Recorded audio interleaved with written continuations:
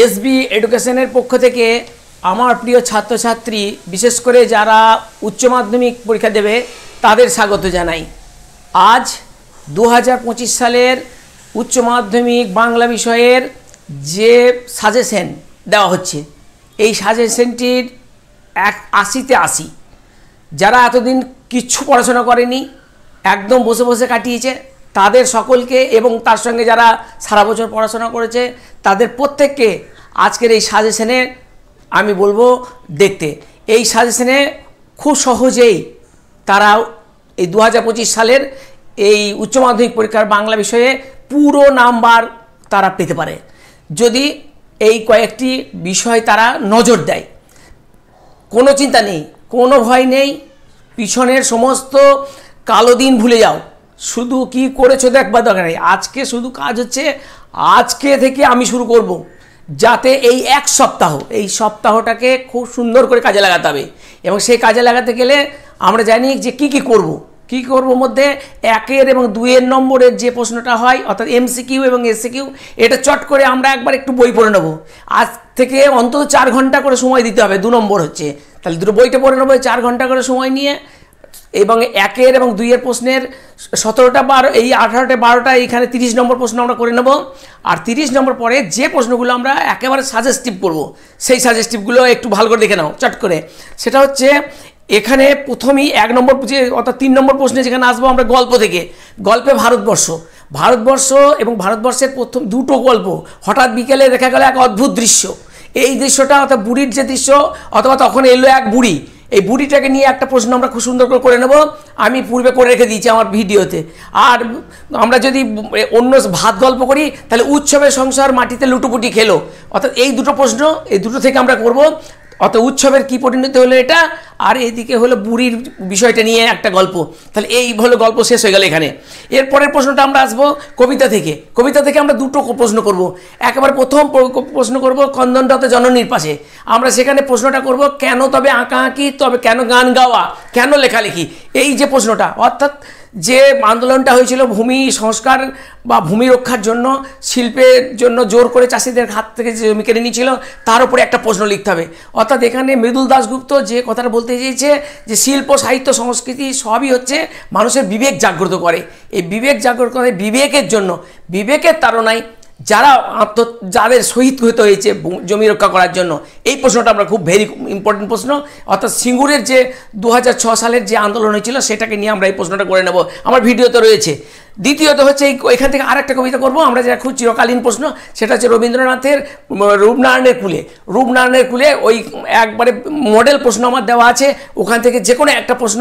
বিশেষ করে আমরা ওই প্রশ্নটা করব যে আঘাতে বেদনায়, অর্থাৎ এই যে তিনি কত বেদনা পেয়েছেন, আঘাত পেয়েছেন, কিভাবে যন্ত্রণা পেয়েছেন, এর উপরে রবীন্দ্রনাথের আমরা এই প্রশ্নটা করব। তাহলে ওখানে একটা প্রশ্ন, এখানে একটা প্রশ্ন, অর্থাৎ একটা কন্দনরত জননীর পাশে আর একটা হচ্ছে রূপনারায়ণের কুলে। তাহলে এখানে হয়ে গেল, তাহলে 3, 4, 5 হয়ে গেল। এবারে আসছে আমরা চলে যাব নাটকে বিভাগ নাটক কিন্তু বেশ জটিল, তবুও বিভাগ নাটক থেকে আমরা নামকরণের তাৎপর্য লিখব। অর্থাৎ নাটকটি বিভাগ নাটক হয়েছে কেন, এর অভাব নাটক হয়নি কেন, এই একটা প্রশ্ন করব। আর দ্বিতীয় প্রশ্ন করব নানা রঙের দিন। এখানে একটা মডেল বড় প্রশ্ন হবে, অর্থাৎ 5 নম্বরের একটা প্রশ্ন করে নেব আমরা। এই প্রশ্নে 2টো প্রশ্ন করব। একটা করব যে এর যে ডায়লগ, অর্থাৎ এর যে সংলাপ, অর্থাৎ নাটকের সংলাপ রচনায় দক্ষতা আমরা আলোচনা করব। আর দ্বিতীয়ত করব যে আমরা রজনী চরিত্রটা খুব সুন্দর করে আমরা করব, তাহলেই আমরা নাটক থেকে আমরা পেরিয়ে যাব। এরপরে আমাদের আসবে পরের প্রশ্ন, যেটা হচ্ছে আমাদের যে 2টো আছে, একটা হচ্ছে যারা হচ্ছে অলৌকিক গল্পটা থেকে করব। অলৌকিক গল্পে 2টো অংশ করব আমরা। যে গল্পটার প্রথম শেষের যে লাইনটি আছে, একেবারে অলৌকিক গল্পের শেষ লাইন, যে চোখের জলটা তাদের জন্য, অর্থাৎ কীভাবে দেশপ্রেমীরা তাদের যে ব্রিটিশদের বিরুদ্ধে লড়াই করলো, এবং সেই দেশপ্রেমিকদের কিভাবে যে আজকে যে পাঞ্জা সাহেব, আগে যেখানে হাসান আবদাল ছিল, সেখানকার মানুষ কিভাবে রুটি, জল, ডাল এবং নিজেদের জীবন দিয়ে কিভাবে তারা সেই শাখা পালন করলো, এই প্রশ্নটা আমরা করব। এখানে আমরা চেষ্টা করব যে পড়তে জানে এমন মজুরের প্রশ্ন থেকে একটু বিরত থাকা, আমরা এই অলৌকিকের মধ্যেই প্রশ্ন করব। তারপরে প্রশ্ন হচ্ছে ভেরি ইম্পর্টেন্ট, যেটা হচ্ছে আমার বাংলা 2টো টপিক আমরা করব। প্রথম টপিকটা হচ্ছে কলের কলকাতা। হঠাৎ একদিন খেপে উঠলো কলের কলকাতা, আমার ভিডিও করা আছে। অর্থাৎ যারা এতদিন কিচ্ছু পড়েনি তারা কলের কলকাতাটা এই মুহূর্তেই করে নেবে। আর দ্বিতীয় হচ্ছে যে আমরা করব ছাতির বদলে হাতি, অর্থাৎ এই যে পন্থা, অর্থাৎ ছাতির বদলে হাতি, এই আর চললো না, এই প্রথা আর চললো না। কেন চললো না? তাহলে ওখানে তিনটে মানে বিষয় রয়েছে, যে কোদালের বদলে জমি নিয়ে নেওয়া, মশলাপাতির প্রতি জমি নেওয়া, এবং একটা ছাতার বদলে হাজারখানেক টাকা নিয়ে নেওয়া। এই যে পন্থা, এই পন্থার উপরে আমরা করবো ছাতির বদলে হাতি। শেষ আমার বাংলা, আর দরকার নেই। এরপর আসছে ভাষাতত্ত্ব। ভাষা প্রশ্ন করবো, খুব ইম্পর্টেন্ট প্রশ্ন। 1 নম্বর প্রশ্ন হচ্ছে বাক্য। বাক্য কয় প্রকার এবং কী কী, এবং যে কোনো একটি বাক্যের বৈশিষ্ট্য, সরল জটিল যৌগিকের মধ্যে যে কোনো একটা বৈশিষ্ট্য করব। আর এই প্রসঙ্গে আরেকটা আমরা যেটা করব সেটা হচ্ছে অর্থের পরিবর্তনের ধারা। 3টি অর্থ পরিবর্তনের ধারা, সেটা আমরা করব। অর্থ পরিবর্তনের ধারার 1 নম্বর হচ্ছে গিয়ে অর্থের সংকোচ, অর্থের প্রসার এবং অর্থের সংশ্লেষ বা অর্থের রূপান্তর। এই 3টে ধারা আমরা করে নেব। আর এদিকে আমরা চলে যাব যে গুচ্ছধ্বনি এবং সহধ্বনি, সহধ্বনি গুচ্ছধ্বনির উপরে ধ্বনিতত্ত্ব থেকে একটা প্রশ্ন করব। এখানে 3টে প্রশ্ন করব, এই 3টে প্রশ্ন থেকেই আমরা একটা প্রশ্ন পেয়ে যাব। আর শেষ যেটা হচ্ছে সেটা হচ্ছে আমাদের যে শিল্প সাহিত্য সংস্কৃতি। শিল্প সাহিত্য সংস্কৃতিতে চিত্রশিল্প, চিত্রশিল্পের মধ্যে আমরা 3 জনকে করব। 3 জনের মধ্যে হচ্ছে নন্দলাল বসু, আমরা করব রামকিঙ্কর বেইজ, এবং পরেরটা করব যামিনী রায়। এবং এছাড়াও আমরা যে সিনেমাতে চলে যাব, সিনেমাতে আমরা 3 জনকেই আমরা খুব ইম্পর্টেন্ট এবারে, কারণ তাদের শতবর্ষ চলছে।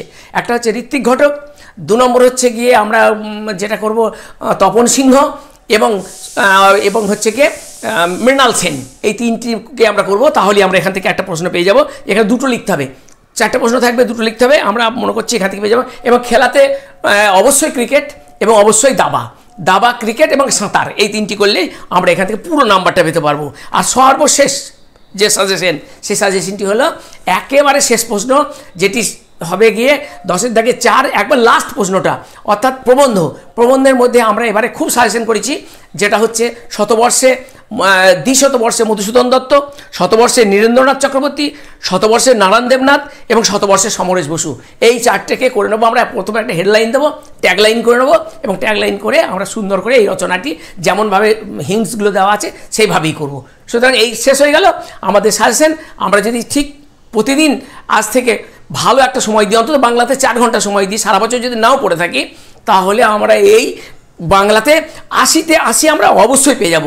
5 নম্বর করে 10টা প্রশ্ন, অর্থাৎ 5 নম্বরে 9টা, অর্থাৎ এখানে রচনাতে 10 নম্বর, আর 5 নম্বরে এদিকে হচ্ছে গিয়ে এই প্রশ্নগুলো, তাহলে 50 নম্বর এখানে, আর 30 নম্বর শর্ট প্রশ্ন।